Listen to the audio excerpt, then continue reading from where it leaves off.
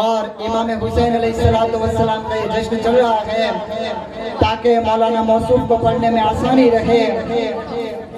4 مصرے امام حسین علیہ السلام کے حوالے سے کہ زمین پہ عرش معلا سے آ رہے ہیں حسین، زمین پہ عرش معلا سے آ رہے ہیں حسین، فضا میں نور کی چادر بچھا رہے ہیں حسین، فضا میں نور کی چادر بچھا رہے ہیں حسین، اور ہٹو ہٹو ذرا فطرس کو راستہ دے دو، ہٹو ہٹو ذرا فطرس کو راستہ دے دو کہ اس کا بگڑا مقدر بنا رہے ہیں حسین، کہ اس کا بگڑا مقدر بنا رہے ہیں حسین۔ آئیے مومنین حضرات، آپ کے روبرو مولانا علی حیدر عابدی صاحب سے میں گزارش کرتا ہوں کہ وہ آئے اور مولا امام حسین علیہ السلام کے بارگاہ میں منظوم نذرانہ عقیدت پیش کرے اور ہمارے قلب کو امام حسین علیہ السلام کی ولایت سے پر نور کرے۔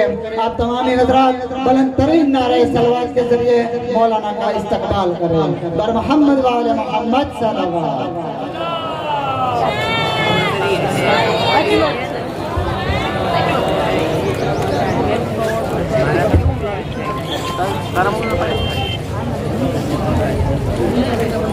اعوذ باللہ من الشیطان الرجیم، بسم اللہ الرحمن الرحیم، الحمد للہ والصلاة والسلام اما بعد فقد قال اللہ تعالی و تبارک بسم اللہ الرحمن الرحیم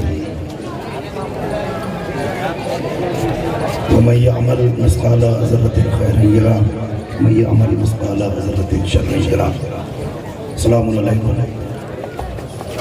تمام مومنین اور مومنات کو ولادت باسعادت سرکار سید الشہداء بہت بہت مبارک ہو۔ بہت لمبی چوڑی تقریر نہیں ہے، صرف 3 بات مجھے آپ سے کہنا ہے، اور انشاءاللہ اس کے بعد جو آپ کا پروگرام ہے شعراء کا اور جلوس کا وہ باقاعدہ طور پر شروع ہوگا۔ صرف 3 جملے ہیں، 3 ہی جملوں میں مجھے اپنی بات کو ختم کرنا ہے۔ بہت توجہ سے جو آدمی سن رہا ہو وہ اگر میری بات سمجھ جائے تو کم سے کم بول کے بتا دے کہ اس محفل کا آغاز ہو چکا ہے۔ ساری دنیا عمل کرتی ہے، اہل بیت کا عمل نہیں ہوتا، احسن عمل ہوتا ہے، خیر عمل ہوتا ہے، جامع عمل ہوتا ہے۔ ساری دنیا اپنے گھروں میں خوشیاں مناتے ہوئے نہ جانے کس کس انداز سے دنیا کو مبارکبادیاں دیتی ہے، لیکن کائنات عالم و آدم کا اکلوتا گھر ہے محمد کا کہ جہاں بچوں کی ولادت ہوتی تھی آسمان والے مبارکباد دینے کو آتے تھے۔ علامہ شیخ صدوق علیہ الرحمہ اپنی امالی میں تحریر فرماتے ہیں کہ ہزاروں سال کا معذب فرشتہ جس کا نام فطرس تھا ایک وادی میں عذاب الہی کا شکار ہوا تھا، نہ بال تھے، نہ پر تھے، نہ اڑنے کی طاقت، نہ چلنے کی ہمت، ایک جزیرے میں پڑا ہوا تھا۔ اب ظاہر ہے کہ فرشتہ تھا تو یہ ضرور جانتا تھا کہ فرشتے کب زمین پہ اترتے ہیں اور فرشتوں کے اترنے کا انداز کیا ہوتا ہے۔ 3 شعبان کو کیا دیکھتا ہے کہ آسمان سے ملائکہ کے قبیل پر قبیل اتر رہی ہے۔ میں نے جب عربی گرامر میں قبیل کا ترجمہ دیکھا تو عربی لغت نے بتایا کہ 1,00,000 ملائکہ کا ایک ساتھ اترنا قبیل کہلاتا ہے۔ اسی دنیا میں آدم بھی آئے، اسی میں موسیٰ و عیسیٰ و یحییٰ و زکریا بھی آئے، مگر فرشتوں کی آمد کا یہ حال کبھی نہ ہوا۔ یہ جزیرے کے اندر تھا، جیسے تیسے ہمت کو جمع کیا، جزیرے کے دروازے تک آیا، آگے دیکھتا ہے کہ سارے ملائکہ کا سردار جبریل آگے آگے ہے، وہ ملائکہ کو صف بستہ کر کے رسول خدا کے دروازے کی طرف بڑھ رہا ہے۔ اس نے نحیف سی آواز میں جبریل کو پکارا، جبریل ٹھہرا، قافلہ رکا، اگلی قبیل پیغمبر کے گھر کی طرف بڑھی۔ اس نے جبریل کو سلام کیا، کہاں جا رہے ہو؟ کہا تجھے نہیں پتا آج اللہ کے رسول کا چھوٹا نواسا پیدا ہوا؟ تو فوراً فطرس کہتا ہے نواسا تو بڑا بھی ہوا تھا، تب اتنے فرشتے کیوں نہیں آئے؟ کہ تجھے پتا نہیں ہے آج ساری دنیا کو نجات دینے والا آیا ہے۔ سبحان اللہ سبحان اللہ۔ جبریل نے اتنا کہا، فوراً کہتا ہے فطرس کہ میں بھی حسین کے در پر چلوں۔ اب ہونا کیا چاہیے تھا؟ جبریل کو کہنا تھا کہ میں پہلے اللہ سے پوچھ لوں، تجھ میں اللہ کا عذاب آیا ہے، میں پہلے رسول خدا سے اجازت لے لوں، رسول رحمت اجازت دے گا تب میں تجھے لے کے جاؤں گا۔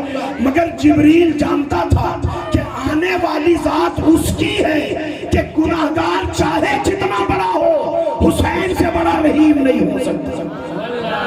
فوراً فطرس کو اپنے کاندھے پہ اٹھایا اور چلا پیغمبر اکرم کے دروازے تک۔ جیسے آپ محفل میں بیٹھے، نبی کریم کا دروازے پہ فطرس کو چھوڑا اور جبریل ملائکہ کو لے کے بیت الشرف میں داخل ہوا۔ اب یہ بار بار گردن اٹھا کے نبی کی طرف دیکھتا ہے۔ ایک مرتبہ نبی کی نظر فطرس کے چہرے پہ پڑی، نبی نے جبریل سے پوچھا، جبریل وہ کون ہے جو بار بار دروازے سے جھانک رہا ہے؟ کہتا ہے یا رسول اللہ وہ فطرس ہے۔ اب رسول تو جانتے تھے کہ فطرس ہے کون، کہ پھر یہ یہاں کیوں آیا ہے؟ کہ حضور ولادت حسین کا موقع ہے، چاہتا ہے کہ آپ سے کوئی انعام مل جائے۔ پیغمبر نے بڑا عجیب جملہ کہا، ہماری شیخ صدوق میں علامہ صدوق علیہ الرحمہ نے اس جملے کو لکھا، میں نے جب پہلی مرتبہ جملہ پڑھا تو یقین جانیے کہ میرا دل کھل کے ہنسا۔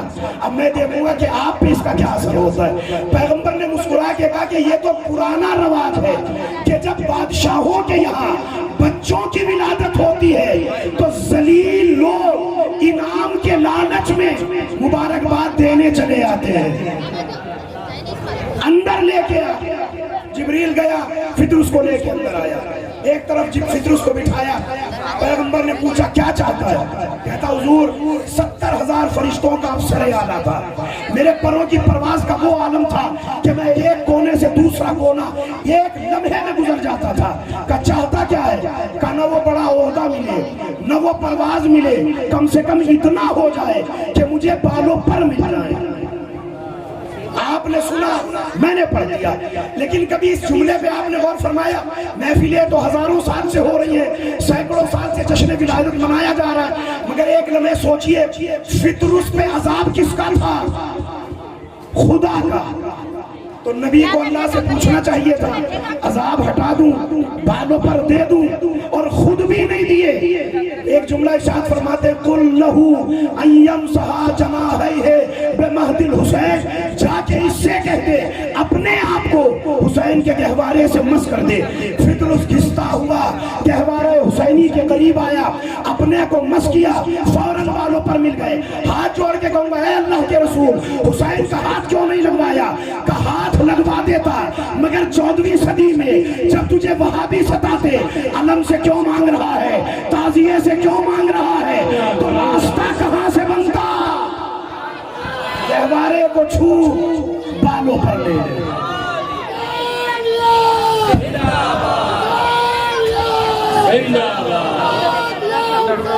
لبیک یا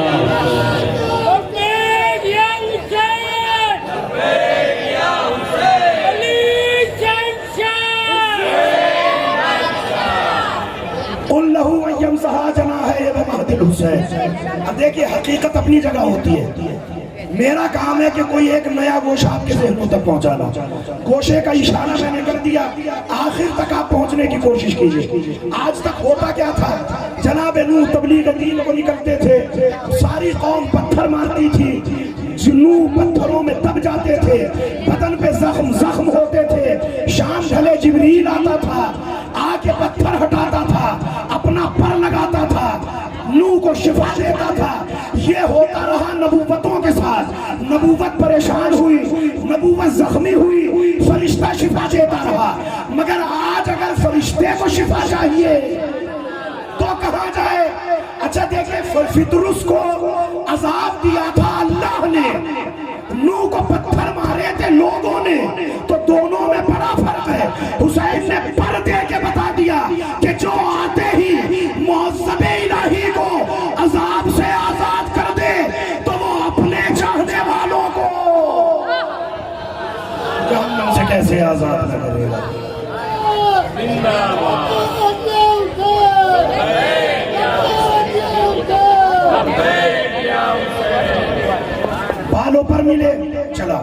دو تین باتوں کے لیے میں نے کہا، ایک ہو گئی، دوسری بات چونکہ مجمع مخلوط ہے تو حسینیت کا پیغام بھی آپ تک پہنچانا لازم و ضروری ہے۔ جو ولادت حسین کا قائل ہے وہ یہ بھی مانتا ہے کہ ایک دن امام حسین کی شہادت ہے، 10 محرم روز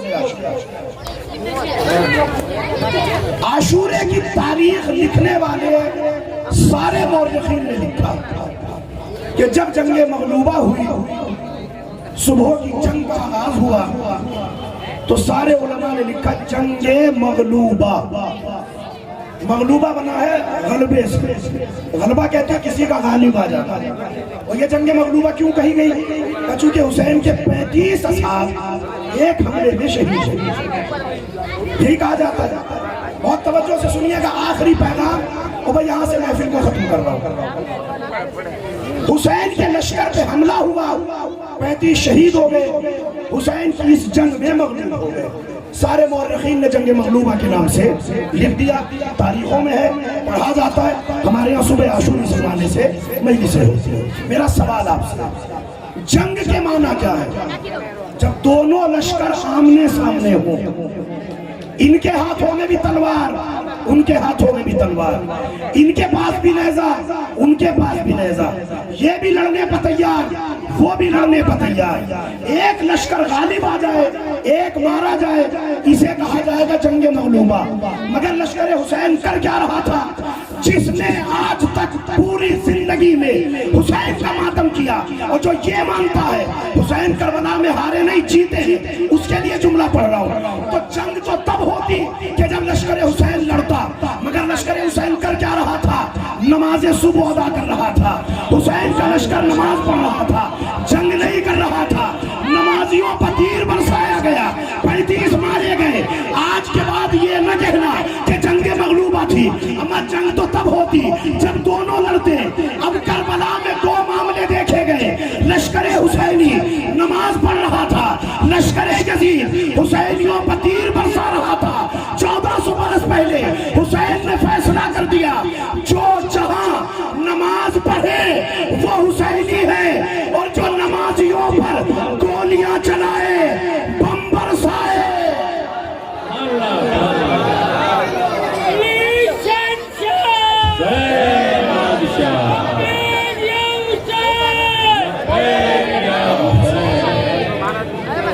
جنگ مغلوبہ نہیں۔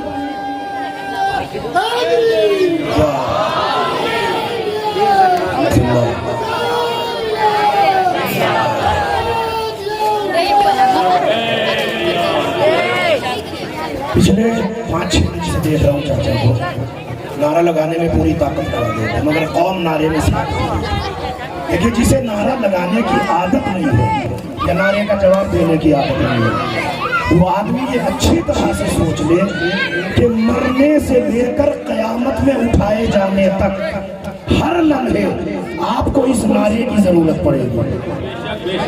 تو جسے علی سے مدد چاہیے ہو وہ نعرے کا برابر جواب دے، نعرے حیدری۔ آخری جملہ محفل کو ختم کر رہا ہوں، آگے آپ کا پروگرام بڑھ جائے گا۔ بات تمام ہو گئی۔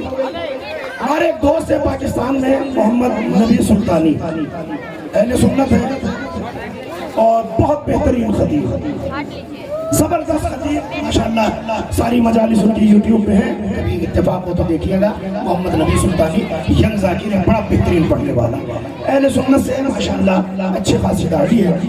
وہ ایک دن گھر کے کسی کام سے گھر کے باہر نکلے، کچھ مارکیٹ سے سبزی وبزی لینا تھے۔ اچانک ایک مولانا ان کو ملے، آ کے کہنے لگے کہ آپ مسلمان ہو؟ تو محمد نبی کہتے ہیں اتنی بڑی داڑھی سے بھی سمجھ میں نہیں آیا کہ مسلمان ہو۔ کہ نہیں مسلمان ہے، کہا بالکل پکا سچا مسلمان ہو۔ کہ پھر ہماری جماعت آئی ہے مسجد میں، چلیے 40 دن آپ کو رہنا ہے، ہم آپ کو 40 دنوں میں دین بتائیں گے کہ دین محمد کیا ہے۔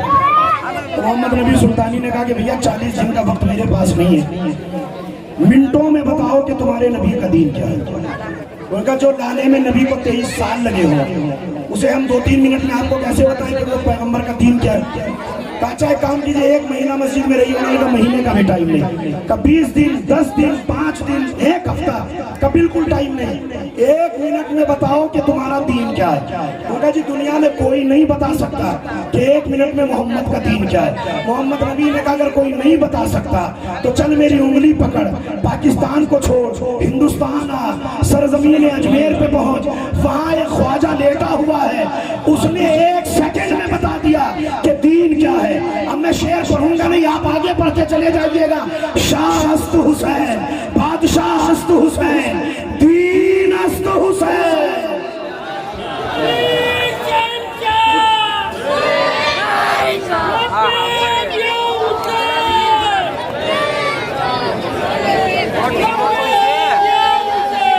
لبیک یا حسین، شاہ است حسین، بادشاہ است حسین، دین است حسین، دی پناہ است حسین، سرداد نداد دست در دست یزید، حقا کے بنا لا الہ است حسین۔ مولانا علی حیدر صاحب ماشاءاللہ بہت ہی اچھی تقریر کر رہے تھے۔ مولا اپنی بارگاہ میں یہ تقریر قبول کرے اور مولانا کو طول عمر عطا کرے۔ مولانا پطرس کا واقعہ پڑھ رہے تھے تو یہاں سے مولانا میں یہ کہوں گا کہ پطرس کو پر حسین نے ہرگز نہیں دیا۔ پطرس کو میری طرف متوجہ رہیے، پطرس کو پر حسین نے ہرگز نہیں دیا۔ اتنا تو بانٹ دیتا ہے جھولا حسین کا، اتنا تو بانٹ دیتا ہے جھولا حسین کا۔ جیسے ہی پطرس آیا تو نبی نے یہ نہیں کہا تھا کہ جاؤ میرے لال حسین سے مس ہو جاؤ، بلکہ یہ کہا تھا کہ جاؤ حسین کے جھولے سے مس ہو جاؤ۔ جیسے ہی پطرس حسین کے جھولے سے مس ہوا تو الہی مجرم تھا پر آ گئے اور یہ کہتا ہوا چلا مم مثلی، کون ہے مجھ جیسا۔ میں کہوں گا پطرس تو تکبر کی وجہ سے الہی مجرم بنا تھا، پھر سے تو گھمنڈ کر رہا ہے، پھر سے تو تکبر کر رہا ہے، پھر اگر پر چھین لیے جائیں گے تو کیا کرے گا۔ عجب نہیں پطرس آواز دے کہ تو جانتا نہیں ہے میں کس دہلیز سے پر لے کر آیا ہوں، تو جانتا نہیں ہے کہ میں کس دہلیز سے پر لے کر آیا ہوں۔ آئیے انہی اشارات کے سائے میں ہمارے مہمان اتیتھی پوجیہ شری رمیش باپو تشریف لا رہے ہیں، لہذا آپ نعرے کے ذریعے ان کا استقبال کریں۔ نعرہ تکبیر، نعرہ رسالت، نعرہ حیدری، حسینیہ حسینیہ یزیدیہ۔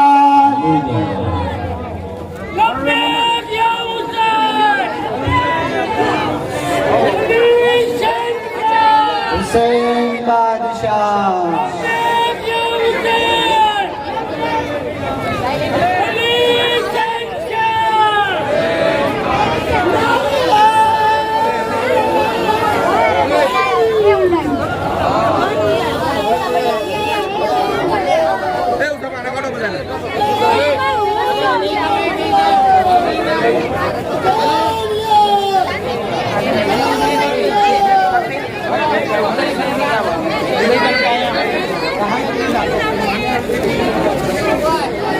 منتظمین سے گزارش ہے اور 2-3 لوگ اور بھی یہ زحمت اٹھائے کہ بچوں کو تھوڑا شام کرا دے۔ حالانکہ خوشی کا موقع ہے، خوشی کا اظہار تو ہونا ہی چاہیے کیونکہ ولادت امام حسین کا جشن ہو رہا ہے اور ہمارے درمیان شاہ نشین پر تشریف لائے ہیں امانت باپو اور ہمارے مولانا موصوف اور پرمکھ صاحب بھی موجود ہے اور مہنت شری رمیش باپو بھی یہاں تشریف لا چکے ہیں، لہٰذا محفل کو طولانی نہیں کرنا ہے۔ انہی 4 مصروں کے سائے میں مولانا عامر حسن صاحب زینبی کا آواز دوں گا کہ کوئی کہتا ہے خدائے اجلی لکھا ہے، کوئی کہتا ہے خدائے اجلی لکھا ہے، کوئی کہتا ہے نہیں حق کا ولی لکھا ہے، کوئی کہتا ہے نہیں حق کا ولی لکھا ہے۔ میں نے جب غور سے دیکھا تب پر پطرس پر ھذا من فضل حسین ابن علی لکھا ہے، ھذا من فضل حسین ابن علی لکھا ہے۔ آئیے ہمارے مولانا کو ہم تقریر تو سنتے ہی آئے ہیں، انہیں اشعار کا بھی موقع دیں، تو میں اشعار کے لیے گزارش کرتا ہوں مولانا عامر حسن صاحب زین علی کی خدمت میں۔ نعرہ حیدری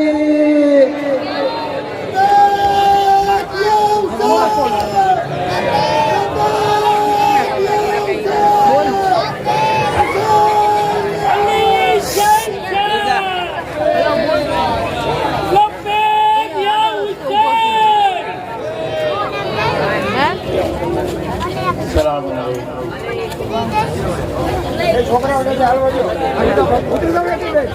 اس پر مسئلہ ولادت کے بعد سعادت حضرت امام حسین علیہ السلام علماء کرام کی خدمت میں اور تمام مومنین کی خدمت میں اور بالخصوص اپنے وقت کے امام کی خدمت میں تبریک پیش کرتا ہوں۔ مولا اس تبریک کو اپنی بارگاہ میں قبول و منظور فرمائے۔ بہرحال میں شاید نہیں ہوں، بہرحال مولا کی مدح میں کچھ کلام آپ کے سامنے پیش کرنا چاہتا ہوں۔ قبل اس کے کہ میں شعر کا آغاز کروں، ایک مختصر سا واقعہ آپ کے سامنے پیش کرنا چاہتا ہوں۔ حبیب ابن مظاہر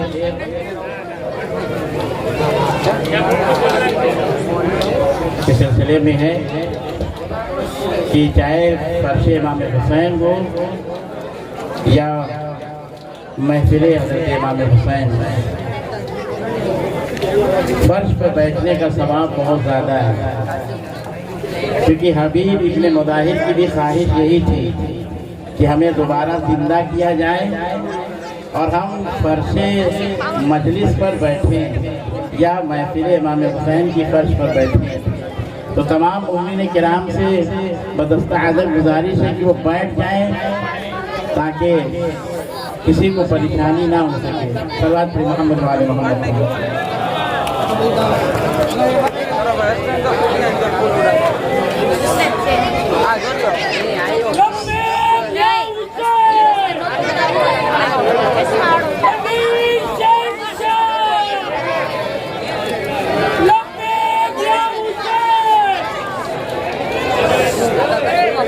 جو کے دانوں سے ریاست کی صدا آتی ہے، جو کہ دانوں سے ریاست کی صدا آتی ہے، صاف قرآن کی آیت کی صدا آتی ہے، صاف قرآن کی آیت کی صدا آتی ہے، یہ تو معصوم کونین کا گھر ہے جس میں چکی چلتی ہے، تلاوت کی صدا آتی ہے، چوکیداروں سے صلوات پڑھیں محمد وعلیہ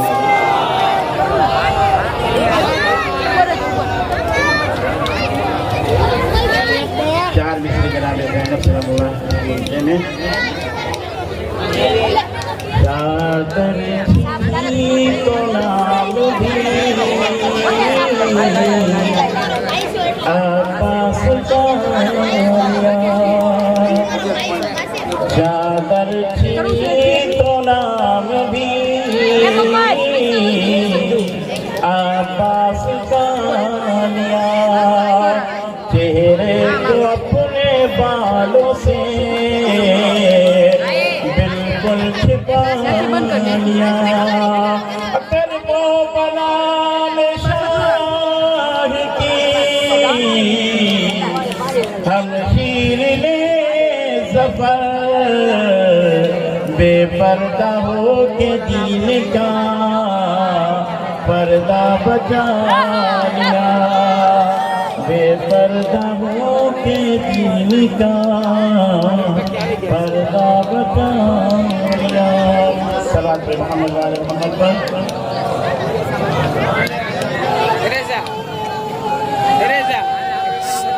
ایک بار خبر تھے جناب عباس